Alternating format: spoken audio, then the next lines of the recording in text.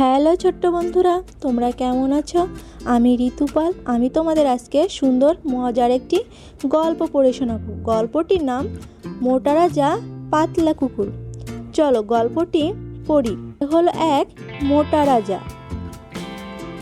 মোটা রাজার আছে এক পাতলা কুকুর।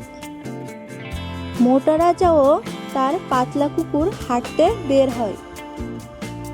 কুকুরটা একটি পাখি দেখতে পায়। কুকুর পাখির পেছনে দৌড় দেয়। রাজা কুকুরের পেছনে দৌড়াতে থাকেন। দৌড়ায় আর দৌড়ায়। তারা কয়েকদিন ধরেই দৌড়ায়। রাজা কুকুরটাকে ধরে ফেলে। মোটা রাজা এখন পাতলা হয়ে গেছেন। আজকের গল্প এখানেই শেষ করছি। আশা করি গল্পটি পড়ে তোমাদের ভালো লেগেছে। তো আমাদের চ্যানেলে আরও অনেক গল্প আপলোড করা হবে। তো চ্যানেলটি সাবস্ক্রাইব করে আমাদের পাশেই থেকো। ধন্যবাদ সবাইকে।